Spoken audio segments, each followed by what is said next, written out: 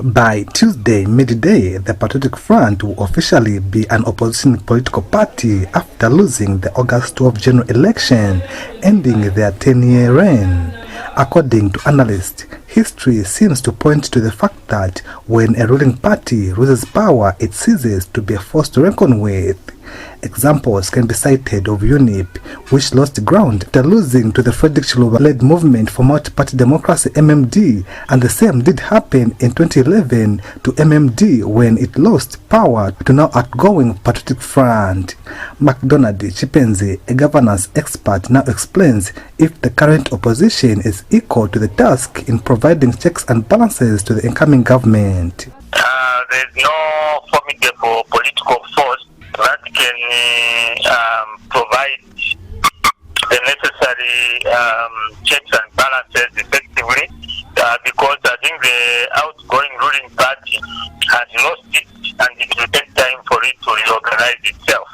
And going by the history of how these ruling parties have behaved, immediately President Lungu will step aside as president of the PF. You may see the disintegration of the Patriotic Front, and there will be internal leadership wrangle, and that could be the end of the Patriotic Front. We also talked to Panos Institute Executive Director Vusumuzi Sifile on how the media can continue being a watchdog. I think when there is a change of government and you have a former opposition party now becoming a ruling party, and then the ruling party, what was previously the ruling party, becoming an opposition, there are a lot of changes that take place. We have already seen some people defecting, others resigning, others just maybe going mute, and we don't know yet what they are planning. So definitely that means the political space in terms of the participation of the opposition is affected to some extent. But the role of civil society is not to be an opposition. I think we have to make that clear, that civil society is not an opposition. Civil society is not an extension of the opposition or yes to always be against the government.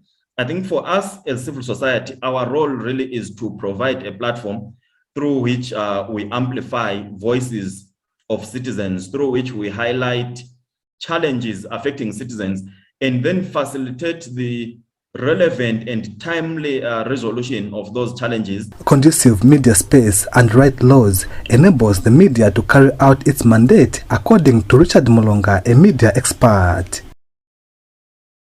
Right now there are a lot of laws in Zambia that are not media friendly. I think even in chapter 69 of the law of the 169, the law of defamation needs to be looked at. It also works best for journalism. We have got the cyber security crime section 54. So also the lack of the failure to implement a self-regulation mechanism has rendered the media to be regulated by law. With that said, all eyes are on the new regime on how they are going to run the affairs of the country. Mweya Mkombota, Mobi TV News, Livingstone.